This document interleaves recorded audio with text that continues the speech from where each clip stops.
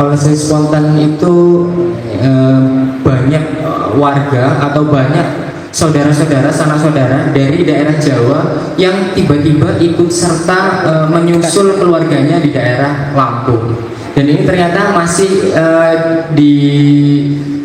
dipraktekkan sampai setelah kemerdekaan. Nah, khususnya di sini mungkin banyak yang orang kolonis ya. Jadi ada orang Bedeng berapa tadi? Bedeng 52 ini kolonis juga, dan ini putra kolonis juga. Mungkin Mas Dimas putra kolonis ya? Bukan. Kalau saya dan Mas Eizer ini generasi ketiga dari kolonisasi Sukadana di wilayah Trimurjo. Nah, menarik aslinya bagian ini untuk dibahas karena dalam dan luas gitu. Tapi hari ini kita membahas mengenai Batanghari. Apa sih hubungannya Batanghari ini dengan kolonisasi Sukadana? Nah, berdasarkan arsip Regering Almanakfur Nederland Indi yang diterbitkan tahun 1942, bahwasanya Batanghari ini dibuka tahun 1940. Nah, tadi di penjelasan bagian juga saya mengutip bahwa terjadi perluasan wilayah kolonisasi Sukadana di tahun 1937 sampai 1941 guna untuk meningkatkan pendapatan terutama dari sektor pertanian. Nah, di Lampung ini dijadikan salah satu lumbung padi terbesar. Makanya tadi salah satu dampak yang terburuknya adalah minimnya varian ekonomi, karena semua masyarakatnya itu mengandalkan pendapatan dari sektor pertanian. Nah, pada tahun 1940 Batanghari itu dibagi menjadi bedeng 38 sampai 52. Kebetulan dia ada orang 52 ya. Dan 38 itu hari ini masuk di Batanghari juga di Lampung Timur. Kemudian dengan camat bernama Bapak Ramalan Kosasi yang menjabat tahun 1940 sampai 1942. Nah, Batanghari ini adalah bentuk dari perluasan setelah dibukanya Trimurjo Metro tahun 1935 sampai 1937. Nah, karena pendapatan utama para kolonis pada saat itu di sini itu sama seperti di wilayah lainnya yang mengandalkan sektor ekonomi, sektor pertanian. Oleh karena itu daerah di Batanghari ini mendapatkan asupan air dari Bendung Argopuro yang sumbernya dari aliran sungai West Kampung.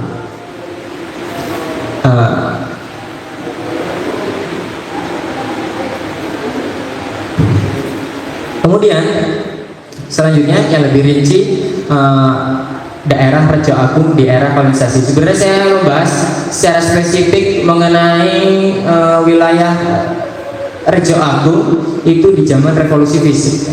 Jadi revolusi fisik itu di tahun 1949 sampai 1949 Januari sampai bulan Mei. Nah, tapi di sini kita akan mengulas gimana sih Rejo Agung di zaman kolonisasi. Pada saat itu penduduk pertama yang didatangkan itu jumlahnya hanya berjumlah 375 kakak. Nah, ini menurut saya sangat dikit karena menurut monografi di desa Notoharjo itu desa di Bedeng 18 itu wilayah Bedeng 18 itu pertama kali datang itu jumlah kakaknya itu hampir 700, kalau nggak salah 708. Habis itu dibagi menjadi 5 atau 6 kelompok. Nah, sedangkan kalau di Batanghari ini, di Rejo Agung ini jumlah kakaknya hanya 375 dan hanya dibagi menjadi 3 kelompok. Jadi sangat sedikit ya, sangat sedikit. Mungkin karena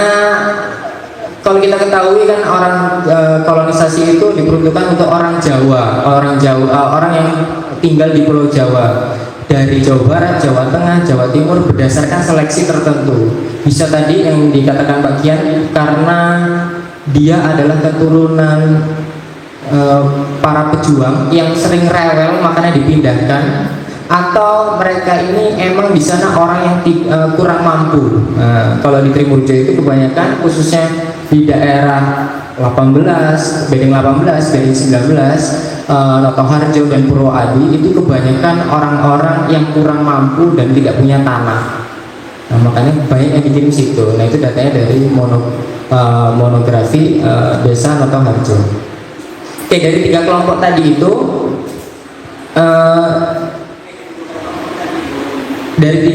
tadi itu dinamakanlah Bedeng 49. Nah, Bedeng 49 itu asal kolonisnya terdiri dari daerah Jawa Barat, Jawa Tengah, dan Jawa Timur. Nah, kalau kita lihat wilayah-wilayahnya, Jawa Tengah itu daerah Surakarta, Klaten, Banyumas, Gombong, dan Yogyakarta. Kemudian wilayah Jawa Timur, Kediri, Tulungagung, Ponorogo, dan Trenggalek. Trenggalek ini wilayah Jawa Timur yang wilayahnya emang sangat luas sekali. Saya pernah waktu itu mau ke Bali, lewat wilayah Trenggalek ini saya 3 kali tidur terbangun, itu wilayahnya nggak selesai-selesai dan penduduknya sangat padat emang. Wilayah Jawa Timur sebelum pelabuhan Ketapang, nah itu wilayah Trenggalek. Kemudian yang terakhir adalah orang-orang dari Jawa Barat. Nah, berdasarkan data dan informasi yang saya dapatkan, orang-orang Jawa Barat di daerah 49 itu sudah tidak ada, udah tidak eksis lagi. Nah, contoh orang Jawa Barat mungkin ada di sini, orang Sunda. Karena mungkin teori saya ada beberapa orang Jawa Barat itu yang mungkin pulang karena di sini mungkin kurang diperhatikan atau mungkin hilang. Ya. Kemarin sempat mau tanya ke Mbak Jilin, tapi datang ke sini saya telat. Kemudian setelah mereka datang ke sini, sama seperti di wilayah kolonisasi lainnya, mereka itu menggunakan sistem bawon atau sistem upah, ya. Jadi Belanda itu berkata pakaiannya, di Belanda itu pelit, Belanda itu sangat medit kalau sama urusan uang. Walaupun kita di sini dijamin dikasih tanah, bahkan dimodalin awal pertama, tetapi berikutnya itu kita harus nanggung semuanya sendiri. Sedangkan tanah yang baru dibuka menjadi lahan pertanian itu hanya dapat panen selama 2 tahun lagi. Oleh karena itu dari sinilah mungkin banyak orang-orang Jawa Barat itu yang pulang kembali ke asalnya. Kemudian selanjutnya nah ini tadi penjelasan tadi bahwa wilayah Harjo Agung itu wilayah ketiga kelompok tadi itu dijadikan satu bedeng yang bernama Bedeng 9 atau kita kenal sekarang menjadi daerah Harjo Agung. Oke, kalau tadi kita bahas daerah kolonisasi, karena daerah kolonisasi di 49 daerah kolonisasi di Batanghari itu mungkin sangat dikit informasinya, dan juga tadi sudah disinggung beberapa kali oleh Pak Kian mengenai kolonisasi Sukadana bahwa daerah Batanghari itu adalah daerah perluasan, daerah yang dibuka karena perluasan di tahun 1937 sampai 1941.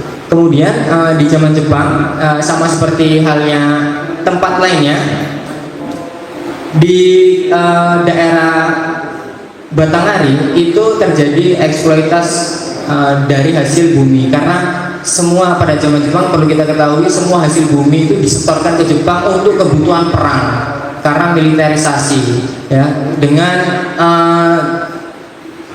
tujuan untuk mendirikan negara Asia Timur Raya pada saat itu. Jadi banyak sekali orang-orang itu yang kelaparan, banyak sekali yang terkena penyakit. Nah, di Batanghari secara umum sama seperti tempat lainnya di tahun 1942 sampai 1945. Kemudian semua hasil panen yang dipanen oleh para koloni yang tadinya itu di tahun 1940 sampai 42 itu dia masih dapat sisaan atau masih menikmati sebagian karena dia baru pindah ke sini.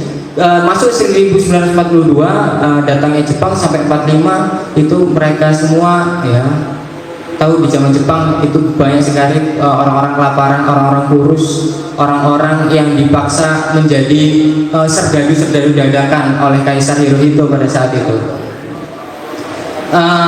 Mengenai Batanghari di zaman Jepang itu sama seperti hal umumnya. Lanjut kita Batanghari di era revolusi fisik 1949.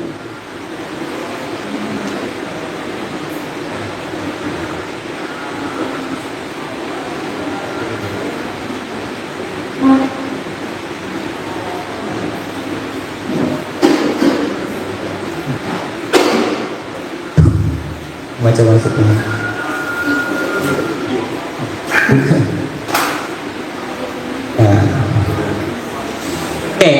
Kalau mungkin adik-adik yang semester 1 mungkin tahu lah ya, revolusi fisik itu adalah bentuk perlawanan kita terhadap agresi militer Belanda II pada saat itu. Ketika pada saat itu Belanda itu mulai ingin mengingkari perjanjian Renville. Perjanjian Renville pada saat itu isinya adalah mengenai bahwa Belanda itu mengakui beberapa bagian wilayah Indonesia.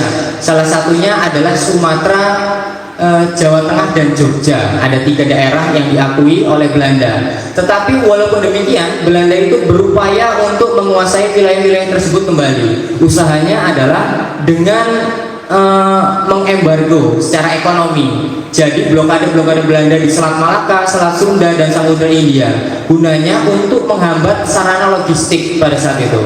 Makanya pada saat itu terjadi masuknya senjata atau masuknya makanan yang digunakan oleh para pejuang itu disuplai oleh Singapura pada saat itu. Daerah Singapura pada saat itu masih bagian dari wilayah Malaysia pada saat itu.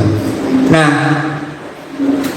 upaya-upaya ini gunanya atau tujuannya adalah untuk memberitahu dunia internasional bahwa Republik Indonesia itu masih ada. Dan dari sisi lain juga kalau kita lihat agresi militer Belanda II ini sebagai kesempatan kita upaya untuk mencari pengakuan dunia internasional. Nanti makanya di tanggal 20 Januari itu dilakukan konferensi Asia. Konferensi Asia gunanya untuk membahas mengenai agresi militer Belanda II di Indonesia pada saat itu. Kemudian untuk menghadapi hal ini, pemerintah di Kresidenan Lampung itu membentuk tentara laskar. Tentara laskar itu tentara yang direkrut dari pemerintah sipil. Nah, tentara laskar ya. Kalau sekarang ada namanya Komcat kalau nggak salah. Mungkin itu, ya, mungkin itu terinspirasi dari tentara laskar karena itu masih sama statusnya orang sipil. Karena tentara laskar ini ya rakyat biasa, bapak-bapak, ibu-ibu yang dipersenjatai. Banser, nah itu mungkin banser mungkin. Kemudian pembentukan tentara laskar di Kresidenan Metro itu terbentuk pada September 1948. Garisnya adalah September 1948. Sedangkan nanti di tanggal 1 Januari setelah pembentukan tentara laskar di September 1948 itu Belanda mulai datang atau menyerang front bagian selatan. Di Lampung pada saat itu front peperangan itu terbagi menjadi 3 front. Front utara, front tengah, dan front selatan. Front selatan itu di Kalianda pusatnya, front tengah itu di Teluk, dan front utara itu di Kota Bumi. Gunanya adalah untuk mengomandoi jalannya pertempuran. Nah, makanya nanti Belanda juga cara Belanda menaklukkan wilayah-wilayah tersebut adalah secara terstruktur. Karena emang dari segi geografis itu wilayah yang paling mudah ditaklukkan pada saat itu wilayah front selatan atau Kalianda. Kembali ke tadi, jumlah desa di Kawedanan Metro pada saat itu jumlahnya adalah 60 desa, dan setiap desa itu ada 50 laskar. Jadi jumlahnya berapa jadi kira-kira? Berarti di Metro hampir ada 50 kali 60, mungkin ada 3.000 ya, mungkin 3.000-an.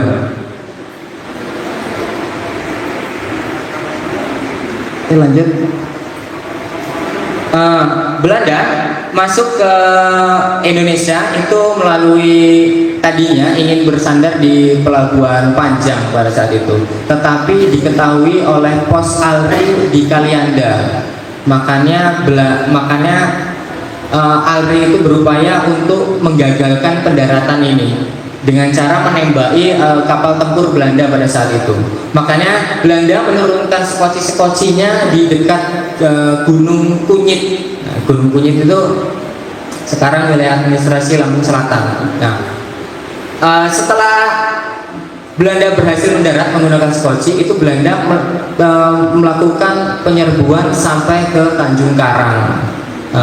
Dalam taktik para pejuang pada saat itu, salah satunya adalah dengan cara bumi hangus atau menghancurkan semua fasilitas-fasilitas yang dipunya, kecuali rumah sakit dan sekolah salah satunya.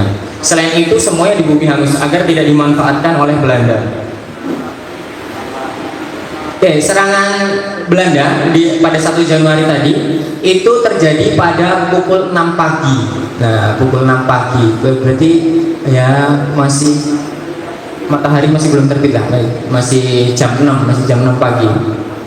Kemudian karena hal tersebut itu berita itu sampai ke pemerintah di Kawedanan Metro pada saat itu. Oleh karena itu pemerintah di Kawedanan Metro melakukan rapat kilat untuk mengantisipasi serangan Belanda berikutnya. Karena logikanya setelah selatan pasti wilayah yang ditaklukkan selanjutnya adalah wilayah selatan, tengah, dan utara. Utara salah satunya yang diincar adalah Metro, karena Metro adalah pusat politik ekonomi yang sangat strategis pada saat itu. Ya, rapat ini didesain atau dikemukakan oleh seorang kepala jabatan PU bernama Bapak Sukarso.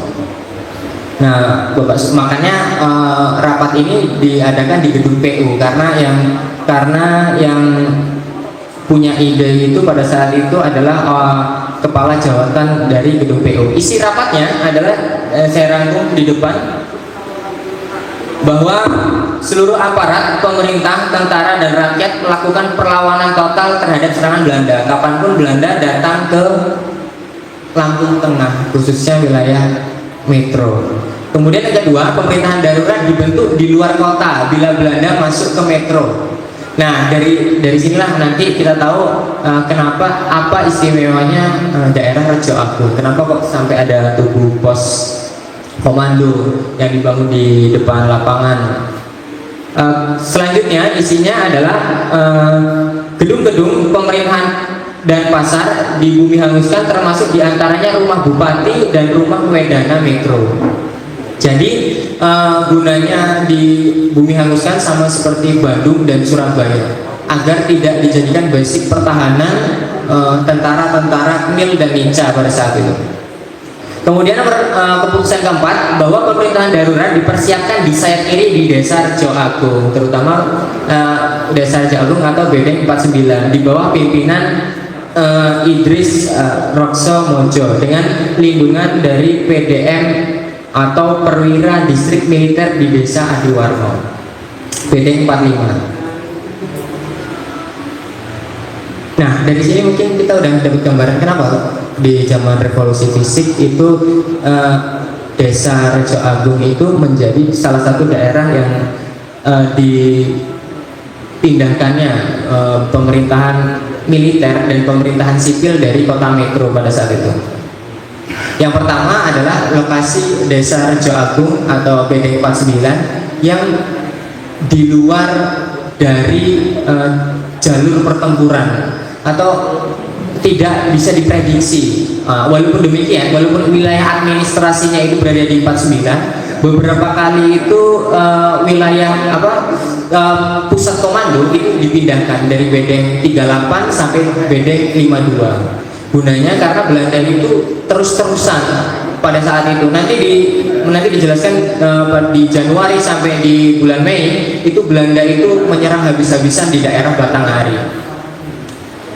Rapat tadi itu dilaksanakan pada jam 7 sampai jam 11. Jadi jam 6 1 Januari itu Belanda menyerang Kalianda. sampai ke Tanjung Karang jam 7 malam sampai jam 11 itu rapat itu dilakukan gunanya untuk namanya keadaan darurat suatu pemerintahan untuk mengamankan pemerintahan pada saat itu. Oke, rapat ini tuh terdiri dari bupati sampai ke ketua laskar rakyat maksudnya.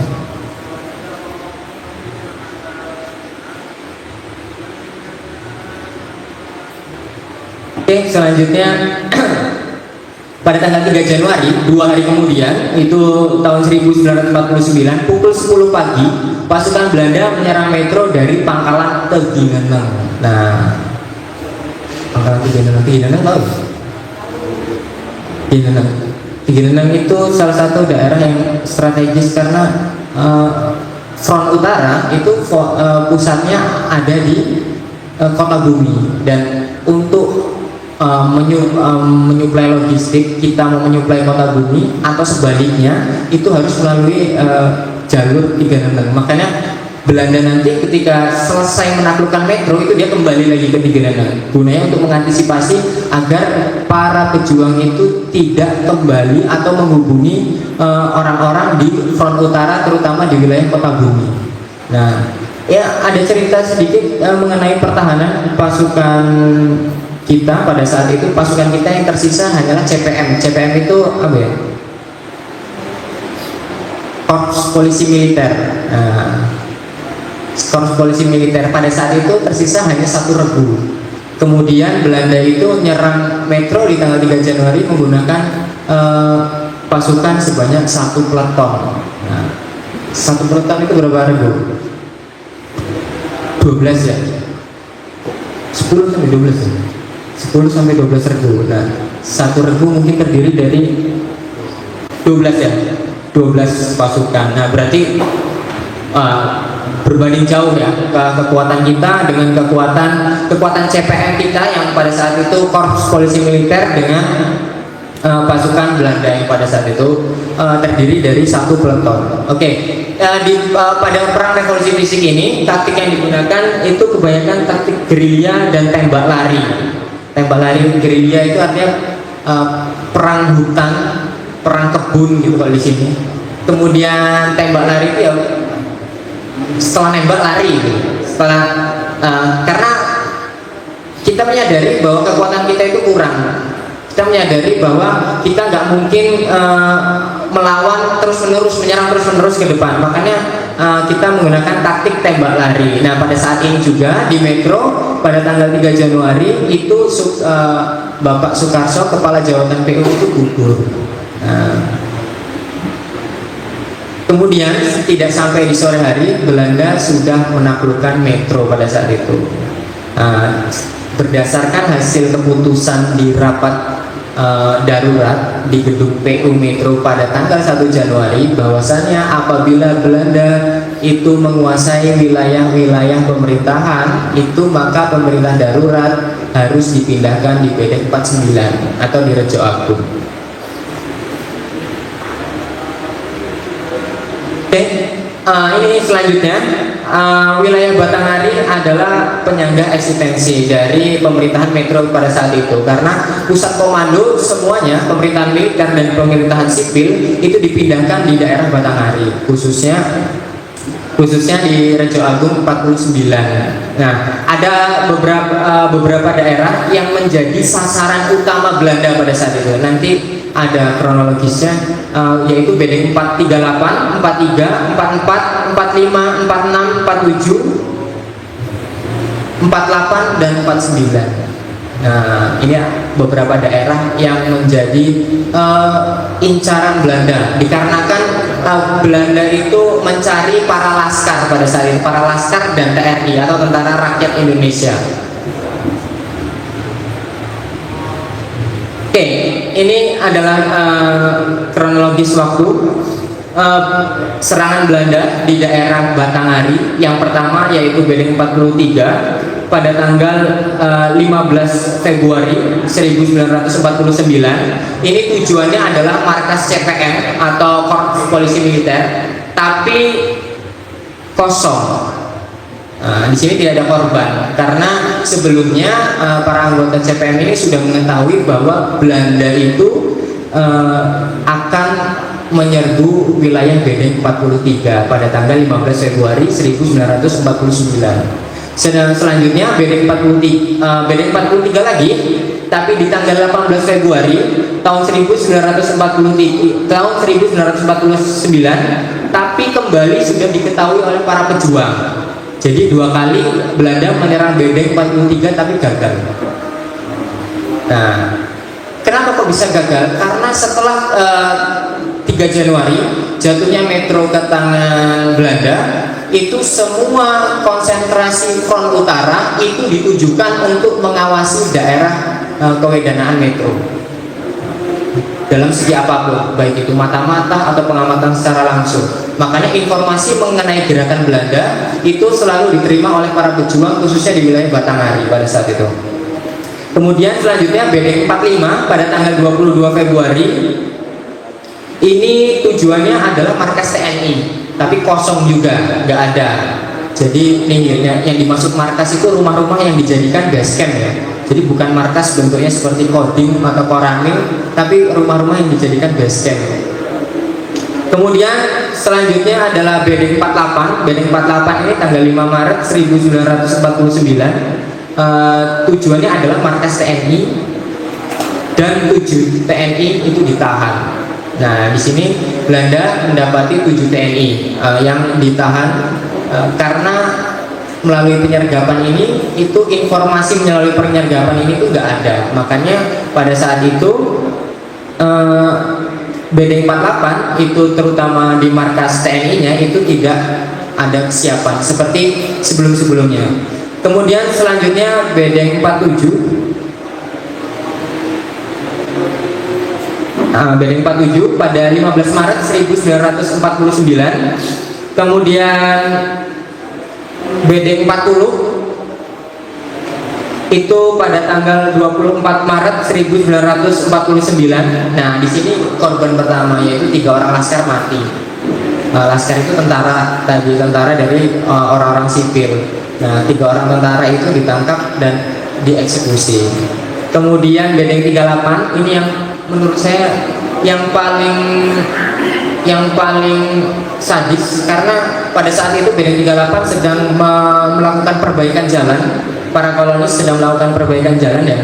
Kemudian para laskar itu, para yang memperbaiki jalan termasuk para laskar ini disuruh baris, kemudian ditembaki. Nah, akibat peristiwa ini 11 orang mati atau meninggal. Oke, selanjutnya Bedeng 43 3 Mei tahun 1949 itu 3 laskar dan 4 TNI mati. Kemudian di 17 Mei 1949 yang terakhir yaitu Bedeng 44. Di sini nggak ada datanya mengenai Bedeng 44 ini berapa korbannya atau yang dituju apa, itu nggak ada. Tapi di lainnya itu rata-rata yang dituju itu adalah markas militer, karena pada saat itu basis pemerintahan militer itu sangat kuat di Desa Rejo Agung ini.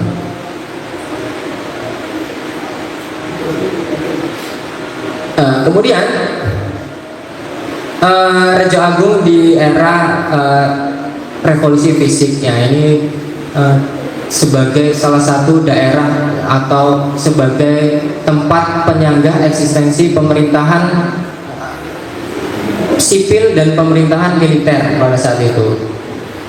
Diresmikannya Desa Rejo Agung sebagai wilayah darurat pemerintahan itu tanggal 7 Januari tahun 1949 bertempat di pendopo mantan Lurah Rejo Agung. Nah, perlu diketahui tadi ya, walaupun Desa Rejo Agung ini sebagai pusat administrasinya gitu, tetapi komandonya itu pindah-pindah. Komandonya itu tidak di satu tempat, karena tercatat itu pemerintahan darurat itu dari bulan Januari sampai bulan Mei itu yang tadinya di BD 49 dan 35 itu mengalami perpindahan hampir selama 7 kali kalau dihitung, muter-muter, gunanya untuk menghindari sergapan Belanda seperti tadi. Kemudian walaupun daerah komandonya ini pindah-pindah dari BD 49 sampai BD 35, itu wilayahnya tetap daerah kewedanaan Metro, karena gunanya pemerintahan sementara ini atau pemerintahan darurat ini adalah untuk menyanggah eksistensi dari pada saat itu Metro yang ditaklukkan oleh Belanda. Mungkin itu terakhir, agresi militer Belanda II itu diakhiri oleh perjanjian Roem-Royen. Udah pernah dengar perjanjian Roem-Royen? Belum. Diakhiri pada tanggal 7 Mei 1949.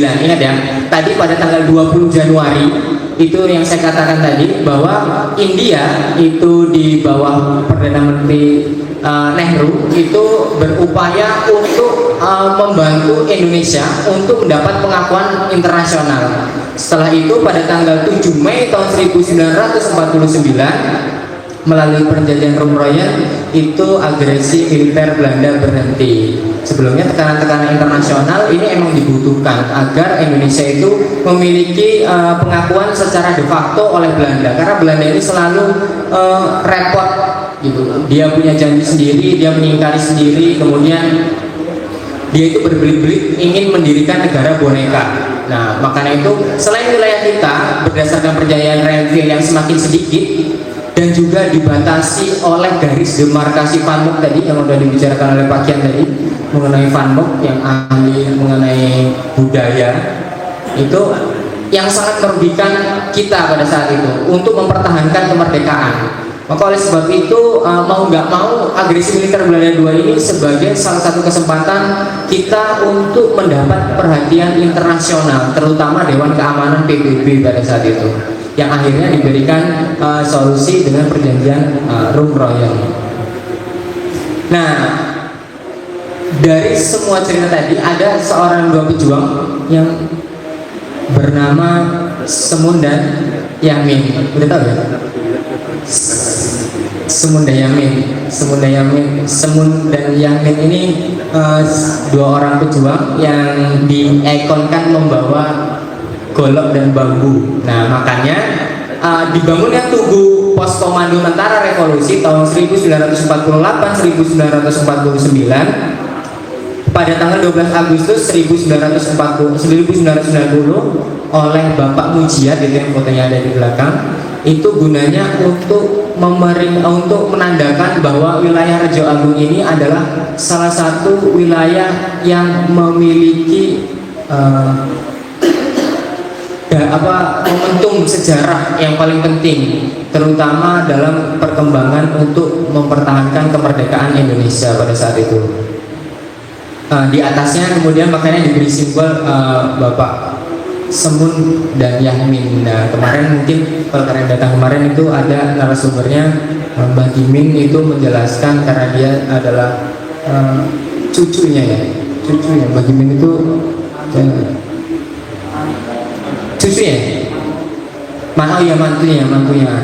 mantunya dari Mbak Semun ini.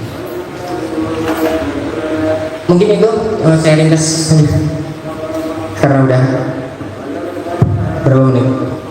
Udah 38 menit ya. Oke, terima kasih. Itu tadi yang bisa saya sampaikan mengenai apa yang ada di sekitar kita saat ini. Kemudian selanjutnya saya kembalikan kepada moderator. Baik, terima kasih Mas Pandu. Tepuk tangan dulu untuk Mas Pandu dan saya kronologinya